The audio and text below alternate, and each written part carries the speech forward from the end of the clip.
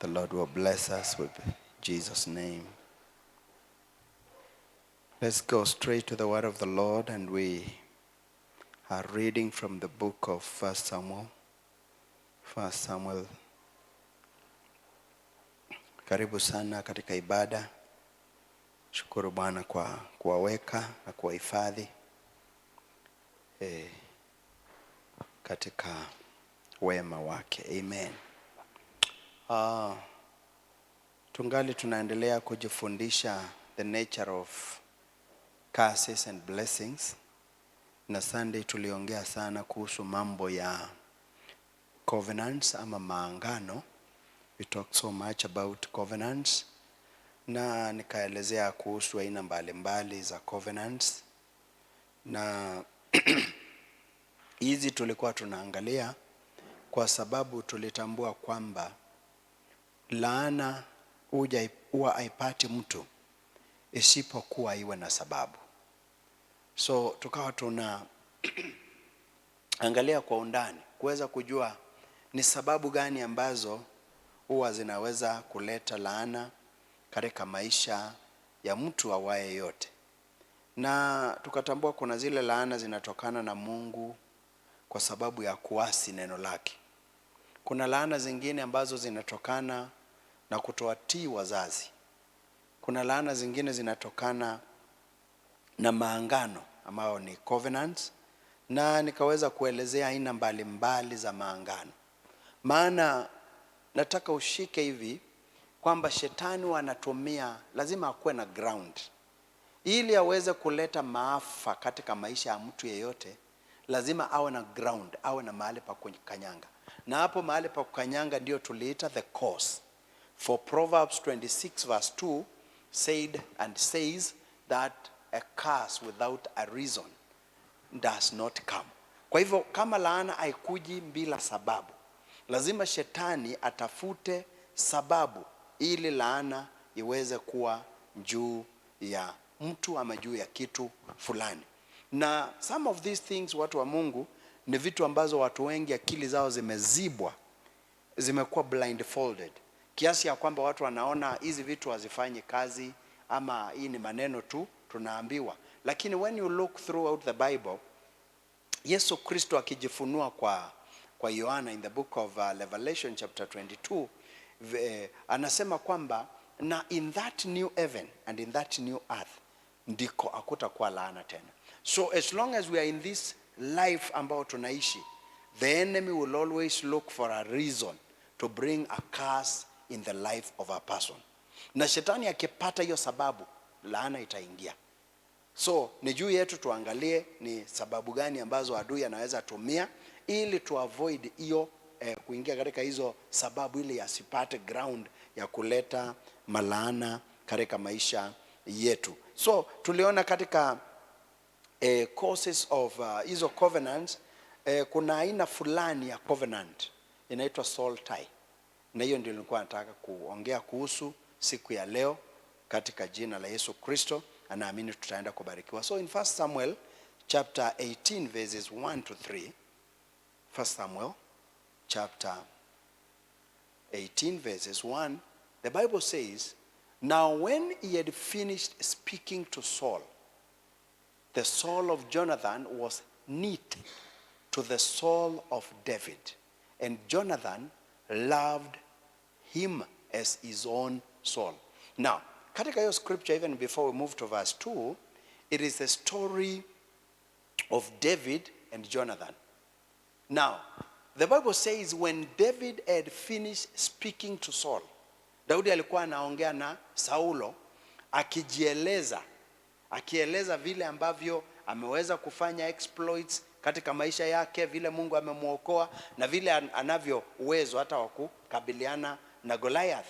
Na Biblia inasema kwamba Daudi alipomaliza kuongea maneno hayo, nafsi ya Yonathani mtoto wa Saul, the soul of Jonathan was knit to the soul of David. So hapo nafsi zao zikaingiana. Na Biblia inasema Jonathan loved him as his own soul. Jonathani akampenda ama akampenda Daudi kama nafsi yake mwenyewe. So kile kilitendeka katikati yao ni kwamba nafsi zao ziliunganika, so wakaingia katika angano, na ili angano ndilo ilikuwa inafanya hata saa ile Saul anataka kumuua David. Ijapokuwa Jonathan ni mtoto wake, Jonathan anaenda anaambia David, babangu anataka kukuua, kwa sababu nafsi zao zilikuwa zimeshikana na akampenda kama nafsi yake. So angekubali kitu chochote kiweze kuingia katika maisha ya David, kwa sababu walikuwa wameingiana, wamekuwa kama mtu mmoja. Sorry. When you continue reading in verse 2, the Bible will tell us, let's move. The Bible says, Saul took him that day and would not let him go home to his father's house anymore. Verse 3. Then Jonathan and David made a covenant. Now, after the Saul tie iliyoingia katikati yao, walienda another level. Na hiyo level ndio ilifanya sasa waingie katika angano. Because he loved him as his own soul. Kwa sababu alimpenda Daudi kama nafsi yake mwenyewe, ikawalazimu kuingia katika angano. So ile soul tie, it moved to another level. It made them enter into a covenant. Na niliwaambia kwamba covenant ni makubaliano katikati ya watu wawili. Na inapofanywa katikati ya watu wawili ama vikundi viwili, inakuanga na ahadi zile zimefanywa. So they make promises. Na wanapo make promises, kuna sababu ya ile covenant. Na mahali kuna sababu pia kuna kwa consequences. Kwamba this agreement, we are making it because of 1, 2, 3 things. Tunaifanyia mahali hapa. Na consequences zake zitakuwa hizi. Ukiivunja, mambo haya yatatendeka. That's how serious a covenant is. Na ndio unaona kwamba Daudi na Jonathan waliingia katika soul tie, waliingia katika covenant through a soul tie.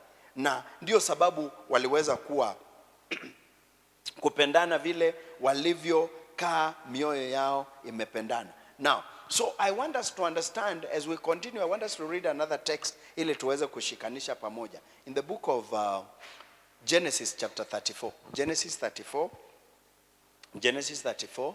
I want to show you. Now, hii ya Daudi na Jonathan, it will serve as a good soul tie. But the one now I'm going to read will serve as an example of a bad soul tie. Kwa hivyo zinakuwa aina mbili. There are good soul ties and there are bad soul ties. But zote ziko na effects. So we are going to see that as we continue in the word of the Lord. We are reading verses 2. Let's read verses 2. And the Bible says, and when Shechem, the son of Hamor, the Hivite, prince of the country, saw her, that is, when Shechem saw Dinah, the daughter of Jacob, he took her and lay with her and violated her. Now, not that. Huyu mtu anaitwa kijana anaitwa Shechem, alikuwa ni mtu wa Canaan. It's a Canaanite. Huyu mtoto anaitwa Dinah ni mtoto wa Juda, so ni Myahudi. So huyu kijana alipoona huyu msichana, Biblia inasema ya kwamba alipomuona alimchukua na akamlazimisha kulala naye. Na kwa sababu ya hiyo akamviolate. Let's continue in verse 3 on where the soul tie is coming. It says, his soul was strongly attracted to Dinah, the daughter of Jacob, and he loved the young woman and spoke kindly to the woman. So, unaona sasa after what the action they took, ile tendo walitenda, nafsi zao zikafungana. Nafsi ya huyu kijana anaitwa Shechem ikakuwa attracted to Dinah. Let's continue to verse 8. Take us to verse 8 straight. Bible says, but Hamor spoke with them, saying, the soul of my son. Now, Hamor is the father of Shechem. So, anasema kwamba the soul of my son Shechem longs for your daughter. Please give her to him as wife. So, unaona kwa sababu ya nafsi yake kufungika na kufungwa na huyu kijana. Anasema nafsi ya kijana wangu imefungwa na msichana wenu. Kwa hivyo mpatianeni tu akuwe mke wa kijana wangu. Na when you read this story, hapa ndio kulikuja kuingia shida kubwa, kwa sababu wa vijana wa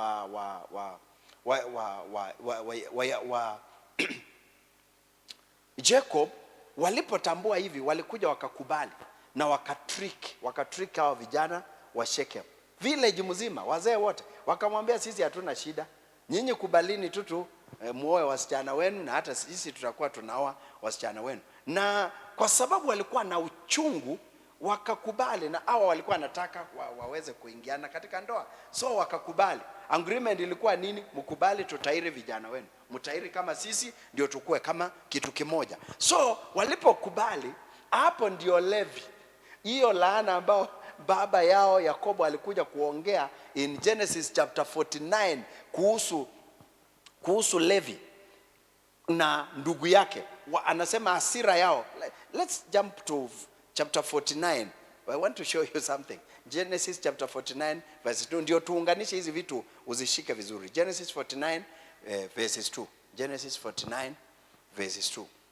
The Bible says, gather together and hear you sons of Jacob, and listen to Israel your father. Verse 3. Verse 3. Unstable, una kitu umeruka. Reuben, you are my firstborn, my might and the beginning of my strength, the excellence of dignity and the excellence of power. Verse 4. Unstable as water, you shall not excel, because you went up to your father's bed, then you defiled it. He went up to my couch. Verse 5. Verse 5 is what I wanted to read. And it says, Simon and Levi are brothers. Instruments of cruelty are in their dwelling place. Verse 6. Verse 6. Let not my soul enter their council.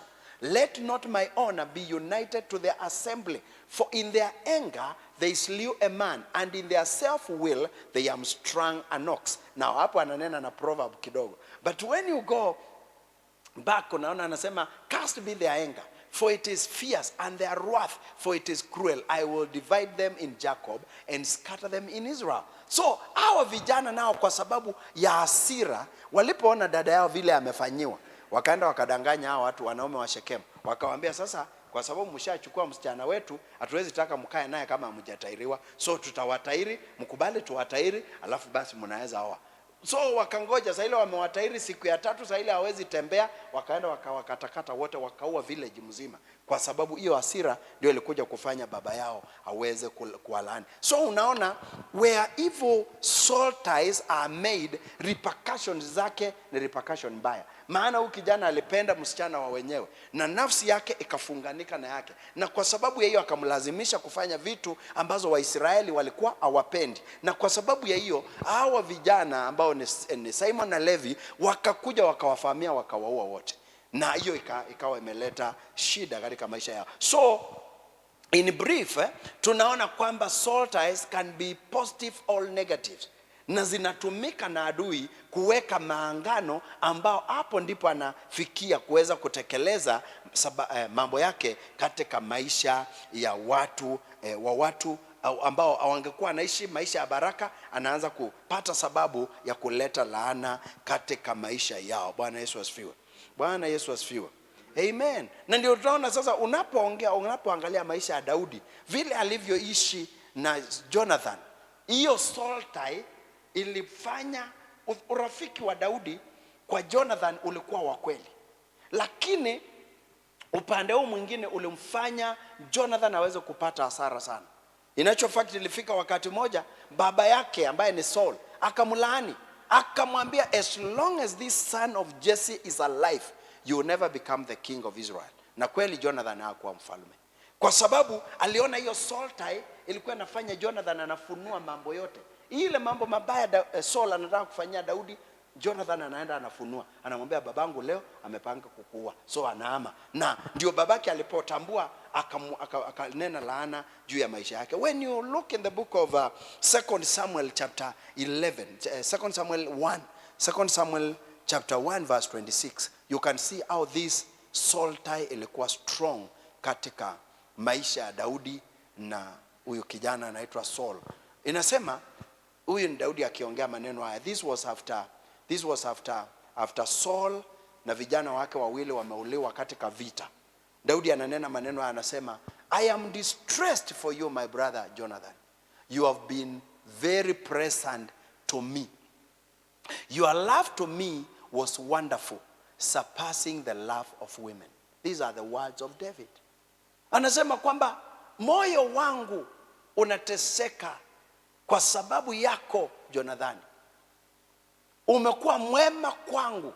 Upendo wako kwangu ulikuwa upendo wa ajabu, ulipita hata upendo wa wanawake. Hayo ni maneno ambayo yalikuwa yananenwa na Daudi. Na ni kwa sababu yanena maneno gani haya? Kwa sababu ya soltai. Ile soltai waliokuwa nayo katika maisha yao. So we see in the word of God, though the Bible does not use the specific word soltai, it speaks about souls tying together, souls getting knit together. So Biblia labda utatafuta useme hakuna mahali Biblia imesema kwamba there is a soul tie, lakini it will speak of words like souls knitting together, mioyo ikishikana pamoja.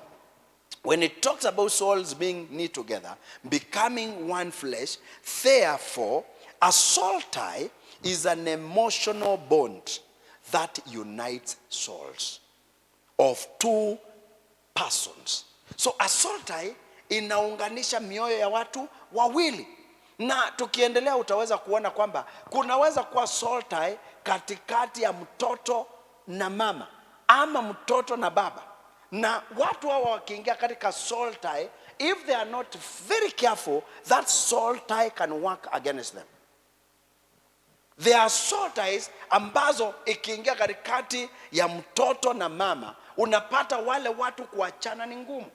Na ndio sababu unaweza kuja upate kwamba kuna wasichana hawaolewi kwa sababu akona soul tie na baba yake. Maana nafsi zao zishafungana, unapata huyu hata hawezi pendeka na mtu mwingine. Hata akitaka kupenda mtu mwingine unapata hawezi, kwa sababu nafsi yake imefunganishwa na baba yake. There are several cases, wale watu ambao tumekaa kidogo kwa neema ya Bwana, unakuja kupata kuna soul ties zinaingia katikati ya mtoto msichana na baba yake. Hata unakuja kupata wengine hata wanazaa mtu na msichana wake, ni kwa sababu ya soul tie. Hiyo wasiweti kwa sababu ya dhambi tu, kutaka tu dhambi, ni kwa sababu kulikuwa na soul tie. Na wale ambao mmeishiishi, you have even cases, tuna cases, me like from where I come from, there are so many cases ambao I can pinpoint and tell you this is what happened in that family. Ijapokuwa traditionally na even according to the word of God, that child becomes a vagabond, that child becomes a curse, anakuwa ni mtoto ambaye amelaaniwa. So unapata kwamba kuna cases kama hizo. Unakuja unapata cases zingine, unapata watoto vijana hawaoi, wanakaa tu na mama zao. Mtu ashazeeka, amekuwa mtu mzima, lakini hataki kuoa, anataka tu kukaa na mama yake. Ukimuuliza anakuambia the best friend wako naye ni mama yake. And that's why as parents we must learn some of these things so that we can detach them. Mimi kuna rafiki yangu is a bit elder than me, lakini huyo mzee amekaa miaka yote hajaioa. Maana alikuwa akioa mke, yeye bado anakaa kwa mama yake mzazi. Analala kwa nyumba ya bedroom ya mama yake, hiyo iko kando. Ilikuwa tu ya utotoni. Nani mtu mzima? Na tena ni ofisa mzima, hata sio eti mtu karia, ni mtu anafanya kazi na serikali, lakini analala kwa side bedroom ya mama yake. Na akakaa akioa mke, anampeleka hapo kwa mama yake. Sasa mke anaangalia, anauliza sasa hii ni maisha gani huyo anaacha? Anakaa na mwingine, akiona hiyo vituko naye na akienda nyumbani, anapofika nyumbani anaenda nakaa na mama yake like 3 hours bedroom. Wako na mama yake, wanapiga tu, wanacheka mpaka wanasalimiana. Mpaka mke ana get offended. Sasa anashindwa, hii ni maisha aina gani? Kuolewa nimeolewa ama ni kitu gani huyo anaenda? Na ameoa and I think now is approaching 60 na ana mke. Maana yule anakuja akiona hizo vituko, hata akimshauri wahame waende kwao, yeye hataki hizo, anataka tu hapo kwa mama yake. So inakuwa ni soul tie, inafunga yule mtu. Na saa zingine watu wa Mungu, hizi vitu zinapotendeka, ndio unakuja unapata mzazi anaanza kuongea maneno ambao yanaendelea kufunga yule mtoto. Unapata mzazi akisema, mimi hata preference yangu ingekuwa nikae na watoto wangu tu. Hata ingewezekana, hata ilibidi hii kitu niongee wakati moja na my own father. Maana yeye alikuwa kila wakati ananiambia, unajua mimi sipendangi hata watoto wangu wakienda mbali, natakanga wakae karibu na mimi. Lakini wakati nilipotambua, when I was still a very young man in salvation, nikamwambia hapana, hii maneno lazima ujifunze kuachilia hao watu, ili hata wasichana wako waolewe, maana usipowaachilia hawataolewa. Ananiambia hiyo sasa mtu atachukia watu wake. Nikamwambia sikuchukia, power in words. Na kweli ikawa, ukitaka ukosane na huyo mzee, ni uoe msichana wake na mkombozi, yani hata umfanye hivi na asikie. Huyu anakujia yeye mwenyewe anakuambia no mimi mwana wako, yeye anachukua yeye mwenyewe anarudi. So nikamwambia hapana, haiwezi endelea namna hii. Ukifanya hivyo utafanya watoto wakae bila waume. So alipoanza kuelewa yale maneno vile nilikuwa nayanena, akaanza kuyachukulia very seriously. Nashukuru Mungu hakuna mmoja hako hapo saa hii. The youngest of all ameolewa and she's a mother of 2. So lakini ilibidi ni battle, because mimi katika understanding ya law nilikuwa naelewa kwamba hii kusema hapana nyona ndibithasi yangu wale mnaelewa hiyo, unaelewa. Anasema onayakasiana onanguku ndibithasia. Kwa hivyo mimi nataka hata vitu yangu yote, and that made me, hata when I was growing up, baba angekubali hata ulale nje. Wewe enda kule utaenda, lakini uhakikishe umerudi.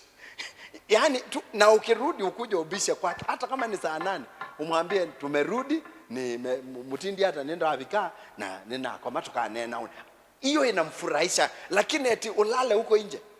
As I grew up all my years, mimi hakuna siku ninajua kulala kwa wenyewe inaonja aje, because ingebidi urudi. Not unless mmeenda mahali kama kambu na huko, lakini eti mmeenda kwa marafiki mulale huko, uongo. We endeni mupige party, lakini urudi, na ukirudi ukuje ubise, umuite umwambie wa mwangi ena abika na nina hiyo kwamba tu anaone. Sasa moyo wake utatulia. So I had to deal with this ili niweze kuvunja hiyo kitu. Na hizi ni vitu zimeletea watu shida sana. Unapata kwamba unapata tu watoto wako pale na unashindwa ni kwa nini. Lakini unaona kwamba nafsi zinaweza ungana, ziwezi achana. Sio vibaya kupenda watoto, of course lazima tuwapende na watoto wetu, na hata sisi tungetamani kupendwa na wazazi, but there should be that boundary ambao inafika kwamba huyu sasa mahali amefika, they need their life. And that's why even parents wale hata wale mnalea, usiruhusu sana watoto wanakuwa over close to you. Unapata mtoto ako over close, anakuwa sasa hiyo tuangalie, maana tusije tukaingia kwa shida. In godly relationship, a soul tie can bring tremendous blessing, whereas a demonic or an evil soul tie can bring tremendous destruction. This is because a soul tie acts like a link to the soul between the two people. Their soul are knit together. So unapata ile soul tie inawafunganisha. Now one of the things ambao tutahitaji tujue, ili mtoto aweze kuwa mtoto Mtoto akisha umbika katika tumbo ya mama, huwa ameunganishwa na mama yake through the umbilical cord, si ndio? Ameunganishwa kitovu, hiyo umbilical cord ndio inawaunganisha. Maana hiyo ndio mtoto anatumia kufeed through the placenta tu, anakula huko. Lakini ile mtoto akizaliwa akue, lazima hiyo kitu ikatwe. Isipokatwa huyo mtoto hawezi survive. Huwa lazima ikatanishwe. So in the same way, hata katika ulimwengu wa roho, kuna watu ambao tunaweza ikuwa tumeingia katika soul ties na wao. Mtu kama yule unapata kwamba nafsi yako imefungwa na yule mtu. Mmefunganishwa pamoja. Ukitaka kufanya vitu unapata hauwezi fanya. Ukitaka kusonga huwezi songa, because nafsi zenu zimefunganishwa pamoja. Bwana Yesu asifiwe. So unaona kama kwa mfano watu wakioana kwa ndoa, ile kitu huwa inatendeka, those two people become one. Matthew chapter 19 verses 5. Hao watu huwa wanakuwa kitu kimoja. Hao mmoja ametoka Kapenguria na yule mwingine ametoka Kwale. Hao watu wakioana, they become one. The Bible says in Matthew chapter 19 verses 5, and said, for this reason a man shall leave his father and mother and be joined to his wife, and the two shall become one flesh. So one of the things about wanaunganisha watu automatically wanakuwa kitu kimoja ni ndoa. Watu wakiingia katika ndoa, they become one person. They are joined up, they become one. That's why unaona Daudi alipoungana, nafsi yake ilipoungana na Jonathan, japo kwa a marriage relationship, nini zao zikaweza kukua kitu kimoja. Mahali pengine Paulo anasema kwamba maana alalaye na mtu wanakuwa kitu kimoja, hawako tena wawili, they become one thing. Ni nini huwa inaunganika? Nafsi zinashikana, they become one. And that's why unaona watu wakikaa kwa ndoa sana, baadaye unaona wanaanza kufanana. Unaanza kuona wanaanza kufanana, hii sura inaanza. Saa zingine hata unaanza kushindwa hawa, kwani are they sisters? Ni kwa sababu nafsi zishashikana, hata tabia wanaanza kubehave the same. Mzee alikuwa zamani aongeangi, kama mama ni mtu wa kuongea, unapata sasa wote wanakuwa tu style moja. So that's why it is very important for us to understand some of these things. The negative effect of a salty, a negative salty can also be used by the devil to tie and bring two people together. And then the enemy uses it to pass demonic baggage. So evil salty, hizo ndizo shetani huwa anatumia ili aunganishe nafsi mbili pamoja. Na akiziunganisha, sasa unapata kwamba kama kulikuwa na mambo ambao si mazuri kwa mmoja, anapitisha kwa yule mwingine. So unapata kwamba zinaanza kuleta shida katika maisha ya watu wale. They can allow one person to manipulate and control another person. For example, and I will give you this example, muende mkajiangalilie wenyewe. Unapata kuna watu ambao wanakuanga very abusive. Kuna waume ambao wako abusive. Ana abuse mke vibaya sana. Lakini unapata yule mke hawezi toka.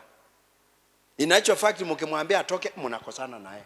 Anawauliza, mnaniambia nitoke, niende wapi? Anatandikwa mpaka unaona huyu ni kama atakufa tu. Hata ameumizwa, saa zingine ameraruriwa nguo, saa zingine amevunjwa mkono. Lakini unapata baada ya siku mbili, yeye mwenyewe anajirudisha, anasema narudi kwa mume wangu. Nyinyi mkiingilia kati anamwambia, tafadhali, mtu anawako ndiye ndo mtu. Wachana na fulani ni wangu. Ni kwa sababu ya salty. Zishawaunganisha. So this person hawezi jiokoa. Ni salty ambao imefunganisha wale watu wawili. In the book of Ezekiel, and you unaona sasa in the book of Genesis mahali tulisoma, Dina na Shekemu nafsi zao ziliungana. Mpaka hata Shekemu akawa tayari kuwa tayari atairiwa akiwa mzee mzima. Kwa sababu gani? Soul zimeshikana, so haoni anything, anasema ifanywe kila kitafanywa. Na ni kwa sababu ya hizo soul tie. Give me Ezekiel chapter 23 verse 17. Ezekiel 23:17. Ezekiel 23:17, the Bible says, then the Babylonians came to her into the bed of love. They defiled her with their immorality. So she was defiled by them and alienated herself from them. Now, what is happening here? Hapa ni mtu ambaye alikuwa ni Mungu anaongea kuhusu Israel.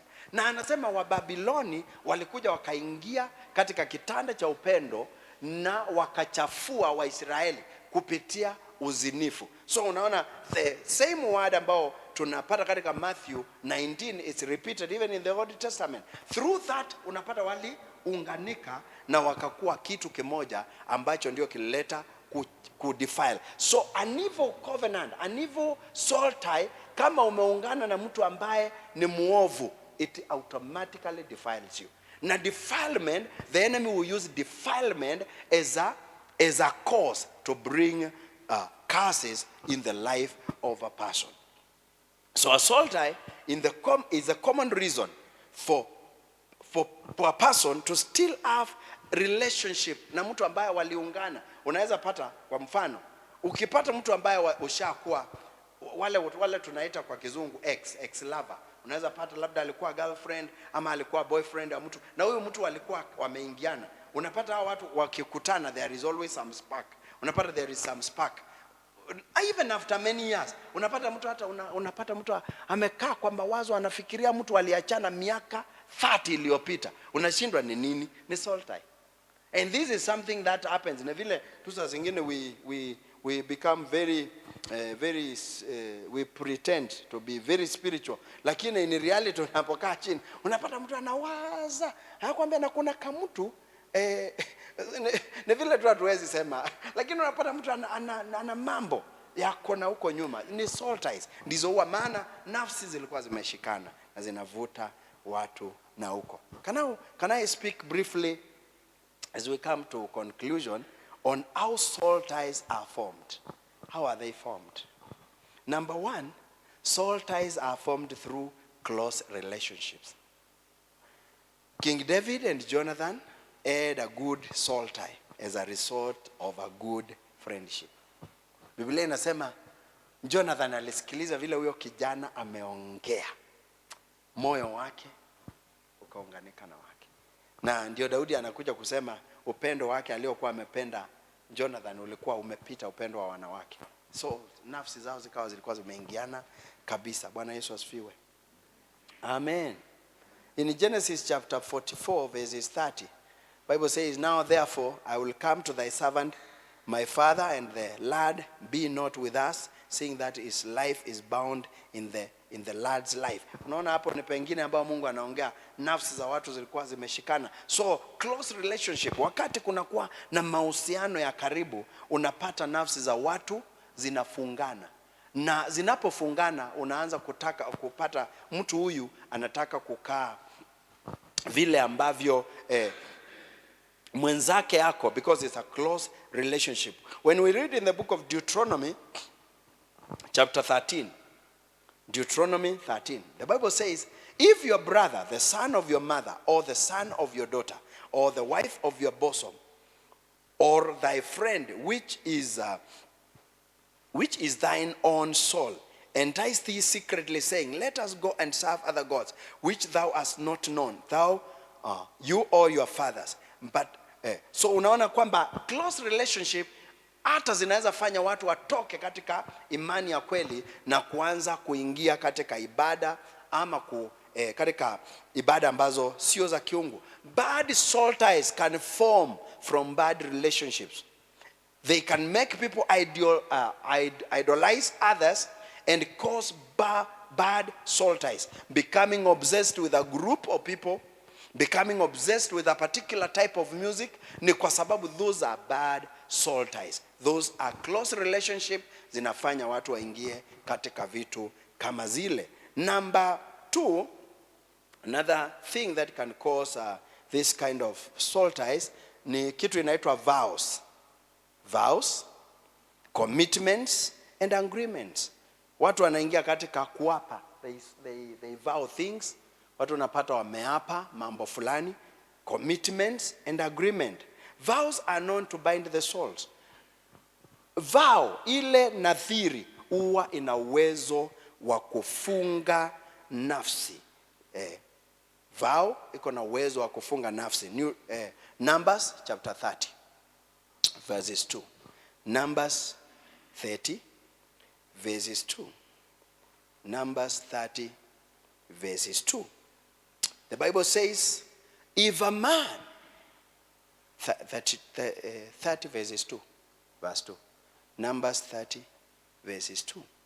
The Bible says, if a man makes a vow to the Lord or swears an oath to bind himself by some agreement, he shall not break his word. He shall do according to that which has come out of his mouth. So unaona Mungu anasema kwamba tunapo make vow, we make sure we fulfill it. Because if you don't fulfill it, it becomes it can bring a soul tie ambayo inaweza kuletea shida katika maisha yako. Proverbs 6:2, the Bible says, you are snared by the words of your mouth. You are taken by the words of your mouth. So wakati unapo make vows, so unajua unaongea na mdomo wako. So unaingia katika mtego. Proverbs 6:2. It says, you are snared by the words of your mouth. You are taken by the words of your mouth. So wakati unapo make vow, na ndio Biblia inatuambia tunapoingia katika nyumba ya Bwana tusiwe haraka ku make vow. Kwa sababu hiyo maneno tunafanya, which is a vow, it can either bind us or lose us. So ni muhimu tuwe waangalifu when you make a vow, because there is the place of the vow in the word of God. When you make it, uamini Mungu akusaidie kuweza kutimiza ile vow. Otherwise, it will bind you. Itaweza kukufunga. Number 3, another cause or another source of this kind of vows is sexual relationships. And this one I had mentioned. Unapata kwamba katika tendo hili, it is a tridimensional experience, the soul, the spirit and the body. So watu wanapoingia katika tendo lile, unapata miili yao inaunganika, nafsi zao zinaunganika na roho zao zinaunganika. So unapata kwamba even to separate those people, it becomes a challenge. So if they are not in a legal relationship, unapata kwamba huyu mtu utapata mnajaribu kumtoa lakini bado anavutwa. Kwa sababu gani? Aliingia katika angano.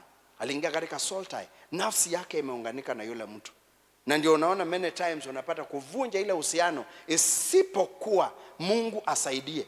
It becomes very difficult for anyone to break such kind of relationship, kwa sababu mtu ameingia katika ile uhusiano na nafsi zimeungana. So unapata hata saa ile wewe unataka kutoka, nafsi yako imefungwa. So unapata lazima usaidiwe na Mungu na usaidiwe na ushauri usaidiwe na ushauri mwingi. Haya, ile ingine ni unhealthy controlling relationships. Unhealthy controlling relationship. These relationships are physical or emotional, abusive and manipulative. The soul tie fragments the soul and is destructive. People who have multiple past relationships find it very difficult to bond or to be joined to anybody because their soul is fragmented and at times it is still tied to the former relationship.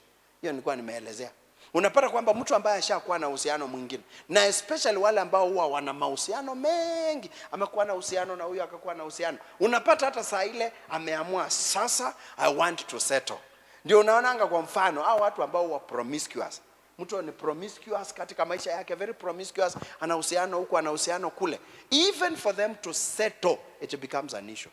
Kwa sababu moyo wake aliacha kasehemu huko, akaacha kasehemu kengine huko, akaacha kasehemu kengine huko. So unapata kwamba maisha yake anangangana, ni life ya kungangana. These are unhealthy and controlling relationship. So unapata huyu mtu hata kubondi na mtu mmoja inakuwa ni ngumu.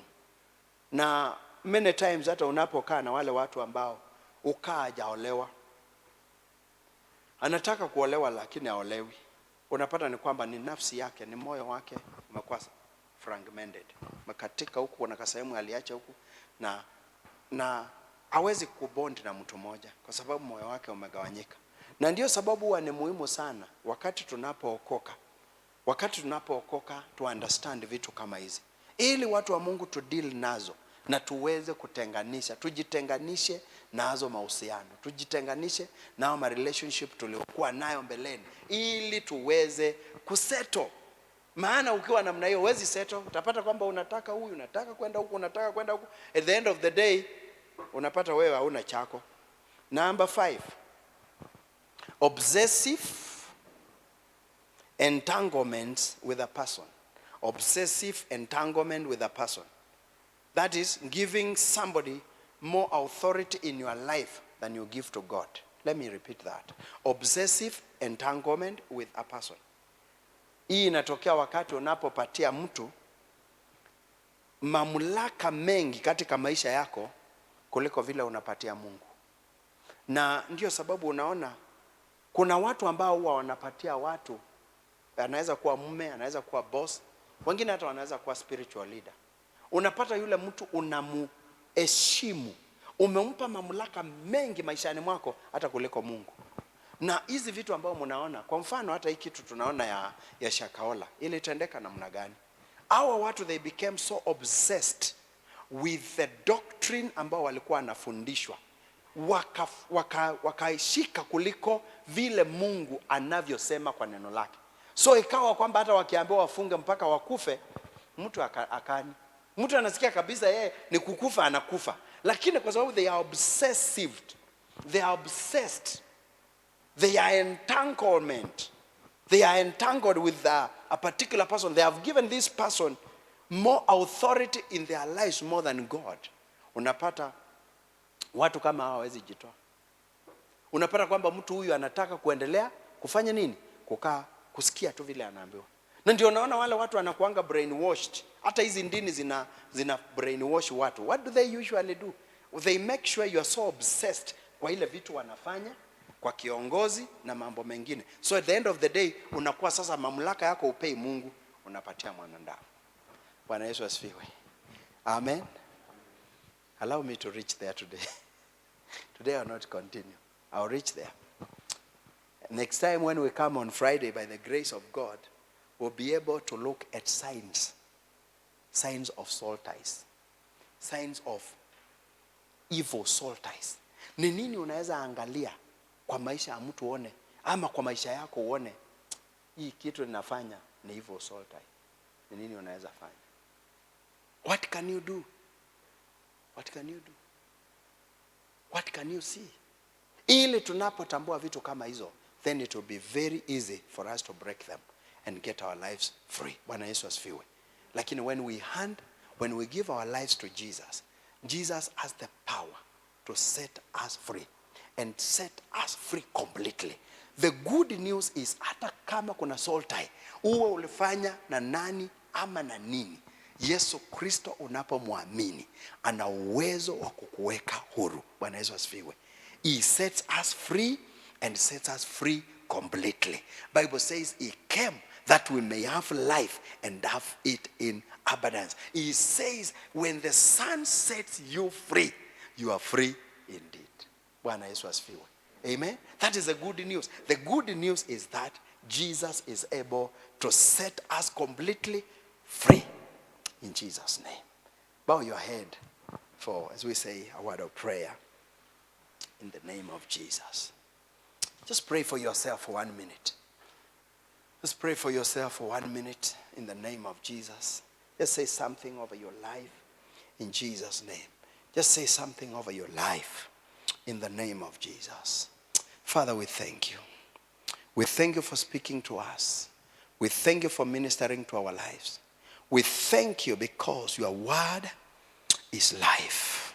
We thank you because we have understood the blessings that we can get in good soul ties and in wrong soul ties. We would desire and we desire, and this is our focus, that any evil soul tie which the enemy has been using as a reason to tamper, to destroy, to break our lives, will be broken in the name of Jesus. I pray because you came that we may have life and have it in abundance. Father, may it be so in your children today. Even as we continue learning and studying on this word, be glorified our Father, be exalted our God. In Jesus' holy name we pray.